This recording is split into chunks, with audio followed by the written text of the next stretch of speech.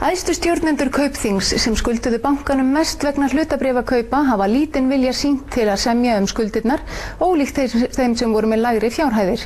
Slitastjórn Kaupþings telur að Hreiðar Már Sigurðsson hafi ekki réttilega stofnað félag utan skuldir sínar.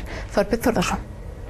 Samkvæmt skýrslu rannsóknarnefndar Alþingis skulduðu 10 starfsmenn Kaupþings bankanum samtals rúmlega 33 milljarða króna vegna lána til hlutabréfakaupa við fall hans í október 2008.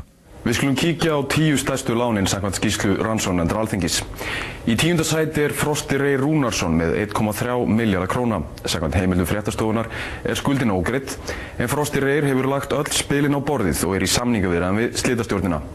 Bjarki Diego var með 1,1 milljarðs krónar lán með takmarkaðri ábyrgð. Bjarki sagði við fréttastofuna að hann hefði samið við slitastjórnina skuldina og hefur hann greitt það sem honum bar að greiða að fullu. Guðný Arna Sveinsdóttir var með lán upp á 1,5 milljarð og mál hennar nú rekið fyrir dómstólum. Var hús í hennar eigu kyrrsett af slitastjórn. Kristján Arason færði skuldir sínar inn í eignarhaldsfélagið Sjö Hægri EHF í febrúar 2008 en það skuldaði 1,8 milljarða við fallið. Lánin voru færð í Sjö Hægri utan þess tíma sem slitastjórnin hafði til að rifta yfirfærslunni. Ekkert mál hefur verið höfðað og óvíst að skuldirnar verði nokkuð tíma greiddar. Steingrímur Páll Kárason var með 2,2 milljarða. Hann hefur ekki sýnt vilja til að semja og hefur slitastjórnin kyrrsett atvinnuhúsnæði í Reykjavík í eigu hans og Ingólfs Helgasonar. Hannes Frímann Hrólfsson var með 2,4 milljarða skuld við fall bankans.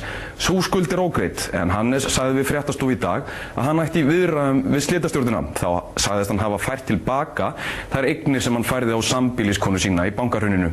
Ingólfur Helgason var með 3,4 milljarða króna og Ingvar Vilhjálmsson 5,7 milljarða. Mál gegn báðum eru nú rekin fyrir dómstólum. Hreiðar Már Sigurðsson færði skuldir sínar í félagið Hreiðar Már Sigurðsson EHF árið 2006. Félagið var með útistandandi skuldir upp á 5,8 milljarða króna í hruninu.